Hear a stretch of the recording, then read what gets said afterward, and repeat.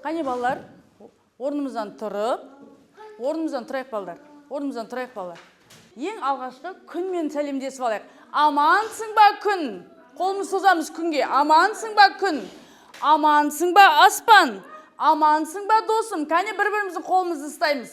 Бір-бірімізге күндей жылуымызды сезіндірейік. Және күнге қарайық та бәріміз күлімсіреп, бір көзімізді қысайық.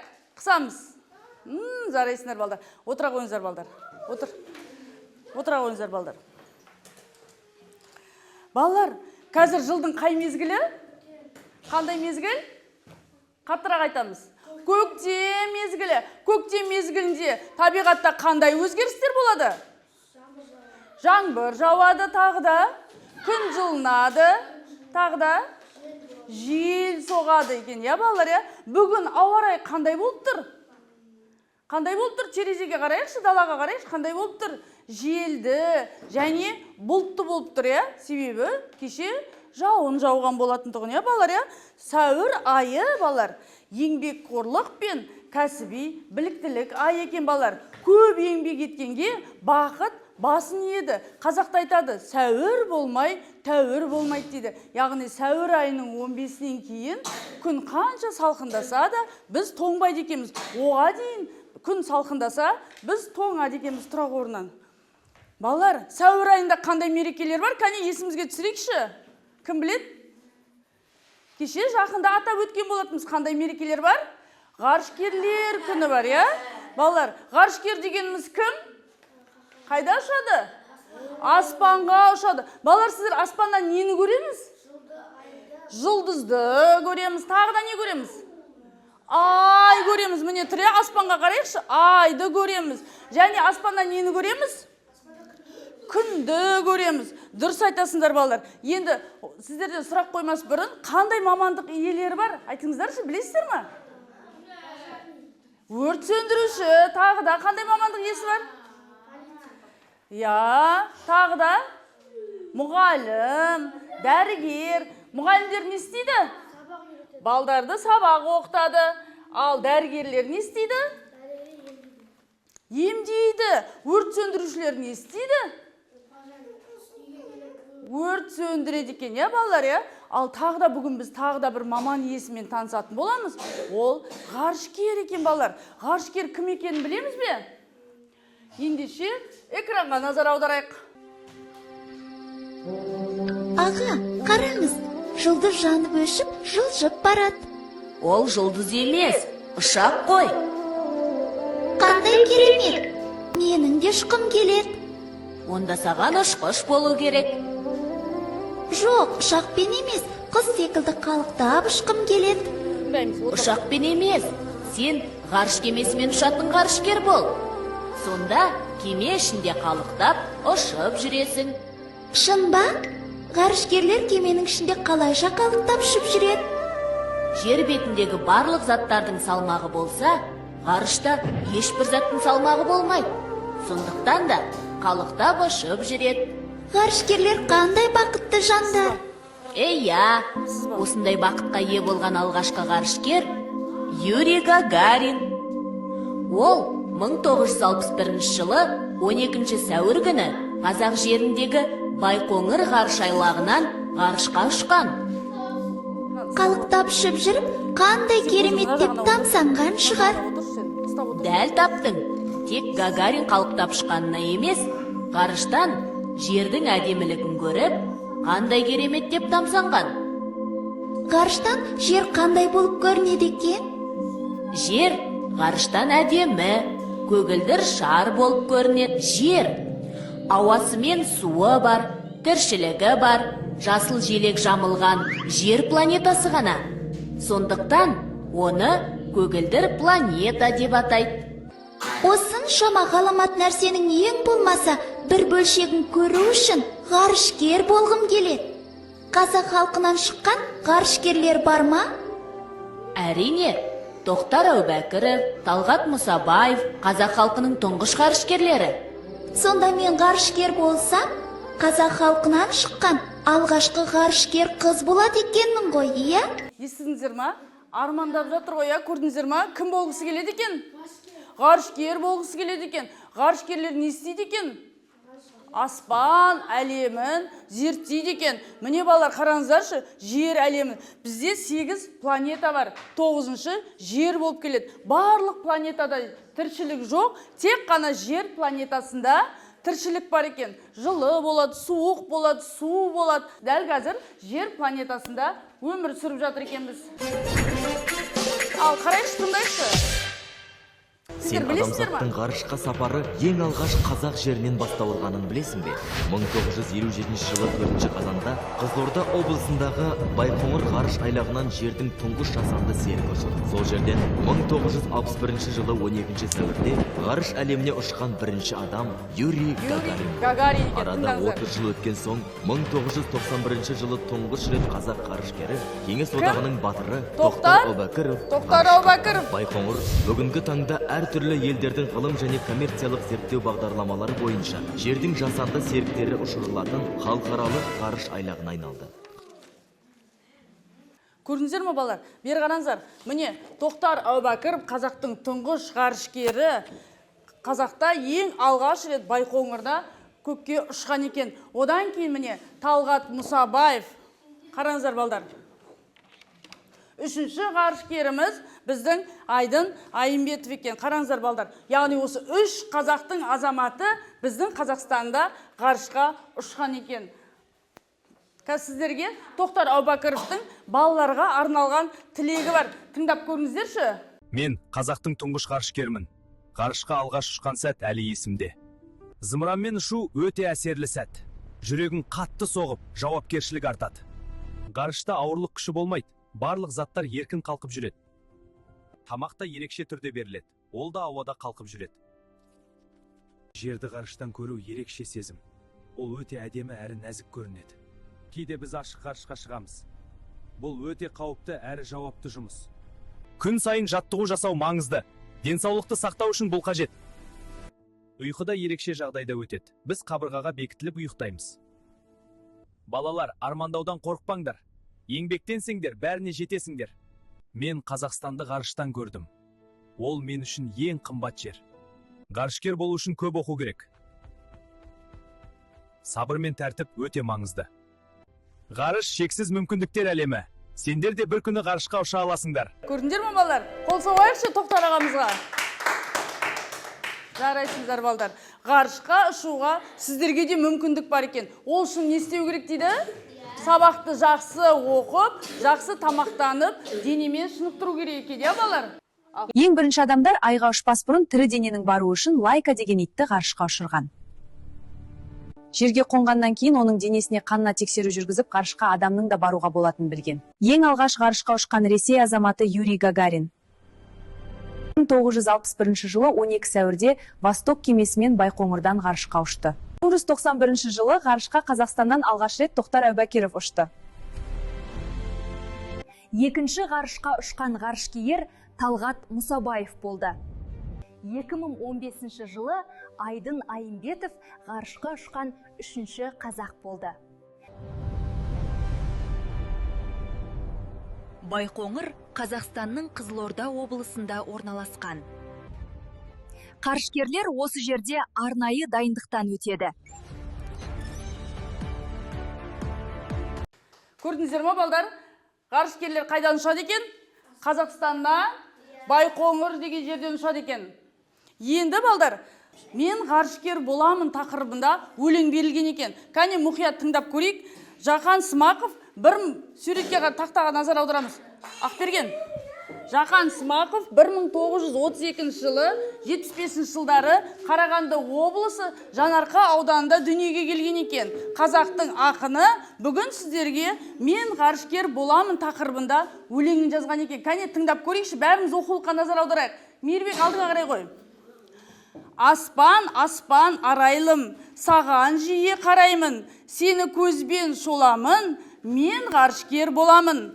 Ғарышкер мен де боламын, боламын десем боламын, таудай үлкен талабын, мен бармақтай боламын.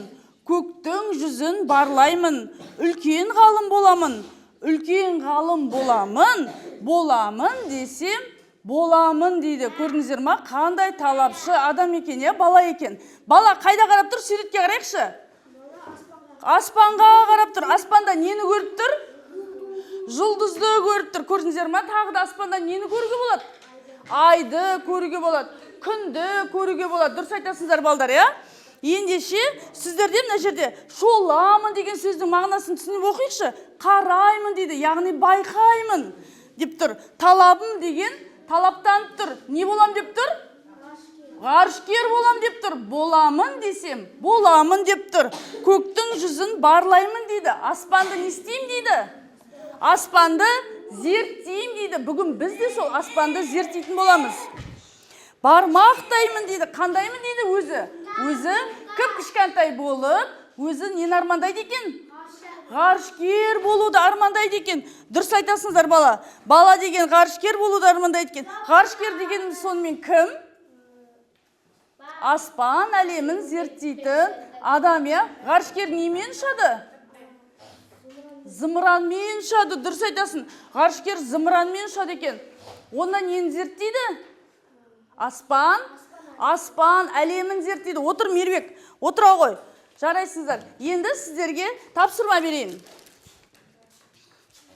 Бізде Лаураның тақпағы бар. Келе ғой, Лаура, айта ғой. Келе ғой.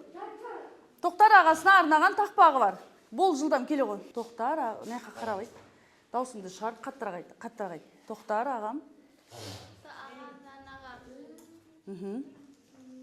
Бұрыннан да. Аумай сенен қалғым келеді, я? Сосын менің батыр ағам. Отырау. Жарайсыздар балдар. Кімнің? Лаураның өзінің дайындап келген тақпағы. Отыр, келме жүр, бер отыр. Мына тапсырмаға назар аударайықшы. Мына жерде сіздерге жер шарлары берілген екен. Бұл жер шарларын мына жерде белгі арқылы біз зымыранды жүргізуіміз керек. Көріп отырсыздар ма балдар? Осы зымыранды сіздер мына белгі бойынша жүргізесіздер. Кәне бірге жүргізейік. Ал, бір зымыраннан алып, белгі бойынша жүргіземіз. Кімнің зымыраны тез ұшады екен? Кәне көрейікші. Кімнің зымыраны тез ұшады екен? Кәне баста. Қай жерден бастайсың? Бірінші қандай сурет тұр? Ең бірінші жер тұр, я? Жерді. Былай, қолыңды қойып ал, жерден. Қалай қарай ұшасың? Көрсет. Өте жақсы. Ары қарай үшінші. Дұрыс. Төртінші. Бесінші. Ең соңғы. Алтыншы. Отырауға, Абдрахман. Ұшағы жоғарыға көтере ғой. Өте жақсы. Жарайсыз. Кәне, Ақберген. Тұрып отыр. Дұрыстап отыр, аяғын түсіріп. Кәне, жасай ғой. Көрсет, бірінші белгі жерден басталып тұр. Кәне зымыраныңды жерден. Қалай жүргізесің? Жоғары немесе төмен? Көрсет өзің. Жоғары, ары қарай. Төмен түсесің. Дұрыс, ары қарай.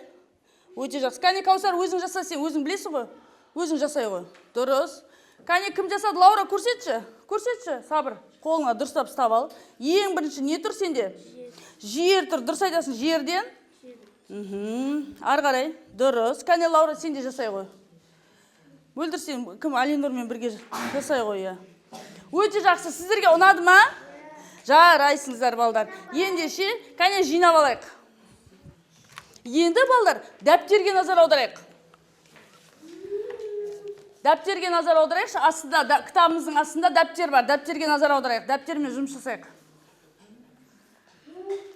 Сіздерде бірінші тапсырма берілген. Суретте не бейнеленген? Кім айтады?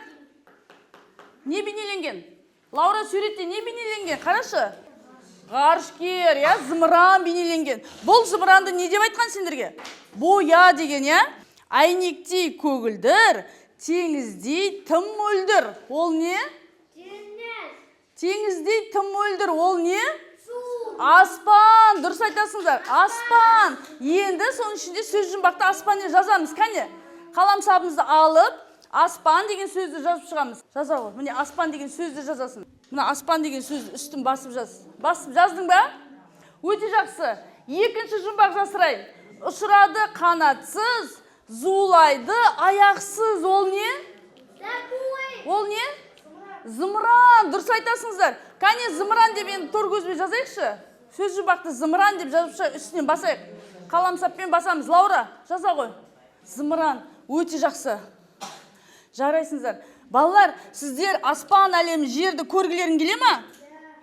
Ендеше, кәне бер қараңыздаршы. Я, жер шары көрініп тұр ма? Көрінді ма? Өте жақсы. Осы жер шарын жақыннан көргілерін келе ма? Жұлдыздарды, балдар, мынандай телескоппен қарап көреді екен. Кәне келіп көрейікші. Кім көреді мына жерде? Қарашы міне Кәрім. Қарай ғой. Жоғарыға қарай ғой, жұлдыздарды жақындатып көресің. Қарай ғой. Көзің жақындатып қара. Өте жақсы. Көрінді ма? Жоғар. Көрінді ма? Кәусар, келіп көресің ба? Қазір көресің, келе ғой. Тұрып, орнынан тұра ғой. Аспанды қара. Көтер, басыңды көтеріп қара. Көрінді ма жылтырағандар? Көрінді ма? Тағы да кім қарайды? Кел қарай ғой, сабыр. Басын көтеріп қарай ғой. Жылтырағандар көрінді ма жақыннан? Жақыннан көрінді ма? Осылай аспан әлемін телескоппен қарауға болады екен. Балалар, ғарышқа қарай ұшып, аспан әлемін зерттегілерін келе ма? Балдарынадан келіп қарайықшы.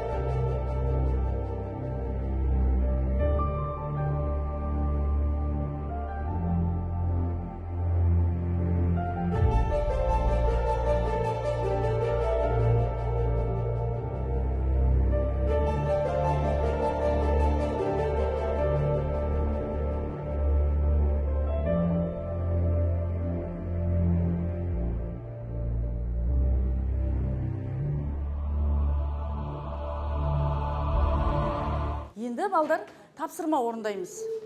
Сіздерге мынадай тапсырма берем. Светті жаға ғой, жалюзилерді аша берсең болады. Кәне құрастырайықшы. Кәрім, сен құрастыр, алдында аш. Мына жерде ғарышкерге қажет заттарды көлеңкесіне қарай қою керек. Кәне қоя ғой, Алихан. Ал мына жерде заттардың жер шарын және күнді, зымырандың жартысын табу керек. Кәне Ақберген қоя ғой. Кәне жасап болдық па? Кім жасап болды? Сен дұрыс қоймадың ғой, мына жұлдызды мына жерге қоясың, жұлдызға, көрдің ба? Мынаны мына жерге қоясың. Қолымызбен ұстамаймыз, бұған кішкене ыссы су құямыз. Қайсы ат тұрыңдар?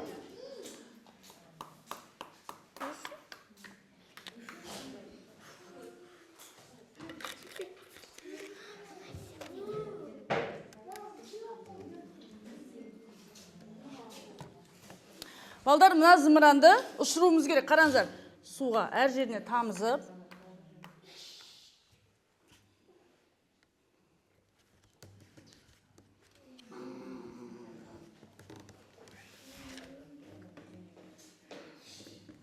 Міне қараңыздар.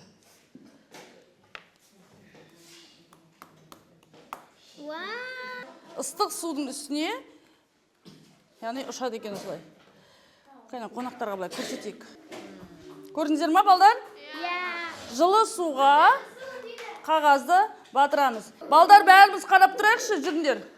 Мынау жер шары судың астында. Енді осы жер шарын судан қолымызды тығып алуымыз керек. Бірақ су төгілмеу керек. Кәне кім істей алады?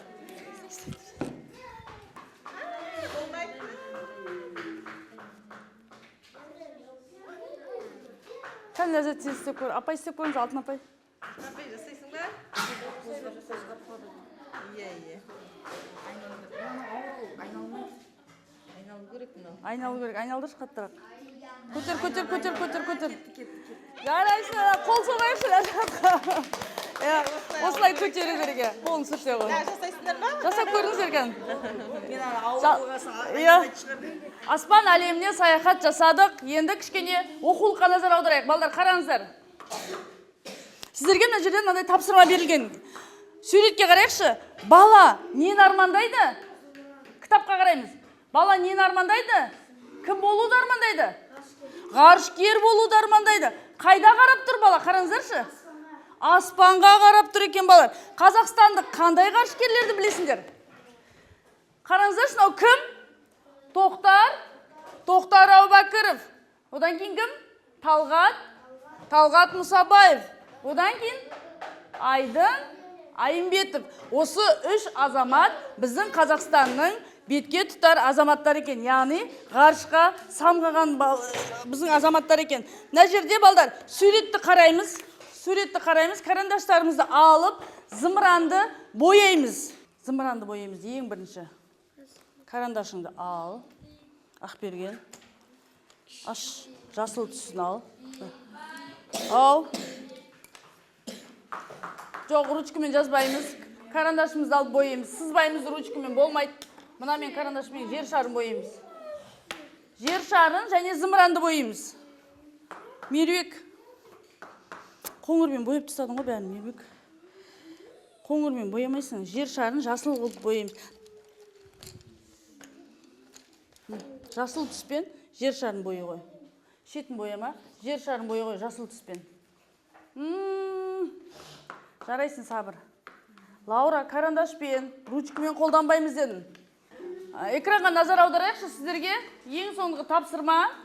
Бүгінгі өткен сабағымызды қорытындылау мақсатында кім шығады тақтаға? Келіңіздерші балдар. Кел, Сабыр, келе ғой Кәрім. Тапсырма орындайықшы, бірге орындаймыз.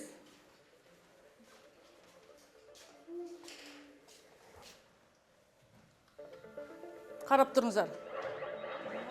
Бірге. Енді бір суретті ашуымыз керек, ойының мақсаты дәл сол суреттің екінші сыңарын табуымыз керек. Мысалға, қайсысын ашасың? Аша ғой. Аша ғой. Дұрыс. Енді зымыранды табуымыз керек, екінші зымыран. Жоқ, дұрыс емес. Есте сақтаймыз. Бірінші зымыран, екінші жер шықты, я, жет саны. Тағы да Кәрім кел, аша ғой. Аш, бас. Жер шықты. Қайсы жер бар? Баса ғой жетіні. Дұрыс. Дұрыс, балалар, қол соғайықшы. Арғарай, тағы да ашып көр. Зымыранды аш, дұрыс. Екінші зымыран қайда бар деп ойлайсың? Лаура, келе ғой. Ой, өте жақсы, дұрыс. Лаура, келе ғой. Тағы да, тоқтай тұр. Лаура, баса ғой. Қайсысын басып келеді? Баса ғой, бас. Жер әлем, планеталар шықты да. Енді қайсында планеталар бар деп ойлаймыз? Кән баса қойыңдар, баса ғой. Жоқ. Есте сақтаймыз, мынау ғарышкер. Арғарай. Біреуін баса ғой, Сабыр. Мынаны бас. Өте жақсы, дұрыс. Дұрыс, қол соғайық өзімізге. Дұрыс таптыңыздар. Тағы да. Баса ғой. Кәусар, кел, басасыма келе ғой. Баса ғой. Жоқ, күн. Есте сақтаймыз. Күн, ғарышкер, я, 8-де ғарышкер тұр. Арғарай, баса ғой шкан. Ғарышкер, қайсында бар ғарышкер? Баса ғой, бас, Лаура, баса ғой. Дұрыс, қол соғайық өзімізге. Арғарай, ең соңғы тапсырма. Екеуін баса қойыңыздар. Бас. Дұрыс. Өте жақсы. Сіздерге ұнады ма? Екінші тапсырма бар тағы да. Бастайық. Бұл жерде сұрақ. Сұрақты мұқият тыңдаймыз. Ғарышкер деген кім? Кім ғарышкер деген? Суреттерге қараймыз. Ғарышкер деген кім? Мынандай жерде отыра ма ғарышкер? Жоқ. Мынандай жерде жүре ма? Я, қолмен түртеміз, кән түртіңдер. Дұрыс, өзімізге қол соғайық. Дұрыс таптыңдар. Арғарай. Зымыран қайда ұшады? Жерде ұшама, теңізде ұшама? Жоқ, дұрыс, ғарышта ұшады. Қол соғайық. Кел, Алинұр, келе ғой. Алинұр. Кім ұшады? Дәрігер ма, мұғалім ба? Ғарышкер ұшады. Ғарышкер, өзімізге қол соғайық. Планеталар қандай пішінде? 3 бұрыш па, 4 бұрыш па, шар секілді? Жоқ. Я, шар секілді. Лаура, асықпаймыз кішкене. Ұнады ма сіздерге ойын? Жарайсыздар, отыра қойыңыздар. Ал үйге тапсырма, балалар. Өлеңді мұқият оқимыз. Және қазақстандық ғарышкерлерді дәптердің астына жазып келеміз, балдар. Мен сіздерге дәптерден бөлек мынандай тапсырма берем. Мына тапсырманы ортада кім тұр? Ғарышкер тұр. Осы ғарышкерді өзіміз әдемілеп бояп келеміз. Болды, қысқарттыр, карандашты тимейміз. Кім? Кәусар? Үйге тапсырма түсінікті ма сіздерге балдар? Өлеңді мәнерлеп оқып келеміз, я? Лаура, өлеңді жаттаймыз. Жарай ма? Жарайсыңдар балдар. Бүгін сіздерге сабақ ұнады ма? Нені білдік? Аспан әлемін білдік, я? Аспан әлеміне саяхат жасадық па? Я, ғарышкерлердің орнына біз аспан әлемін зерттеп келдік, я, балдар, я? Бүгінгі келген қонақтарға біз сыйлығымызды берейікші, кәне, балдар.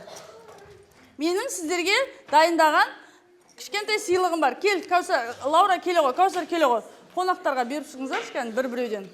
Бүгінгі қонақтарға қош келдіңіздер деп. Кар. Апарып бере ғой. Апарып бере ғой. Мен қағазым жетпей қалды. Кімге жетпей қалды? Апарып берік. Алдың ба Гүлсінай? Мен ала ғой. Так, кімге жетпей қалды? Жарайсың. Балалар, менің сіздерге дайындаған тәттім бар. Кәне қабыл алыңыздар, балалар. Міне тәттіден қабыл алыңыздар. Бүгін сабаққа белсенді қатысыңыздар. Ала қойыңдар бір-бірден. Рахмет сіздерге. Алинур, басын көтере ғой. Алинур, зорға шыдады Алинур, Мейірбек екеу. Абдрахман, бүгін сабақта бірінші рет жақсы отырдың, я? Абдрахман, зорға шыдадың ба? Істемей үтіп. Ал балалар, сабақ сіздерге ұнады ма? Осымен сабағымызды аяқтаймыз. Ғарышкерлер туралы көп нәрсе білдік, я? Есте сақтаймыз. Ұнады ма сіздерге?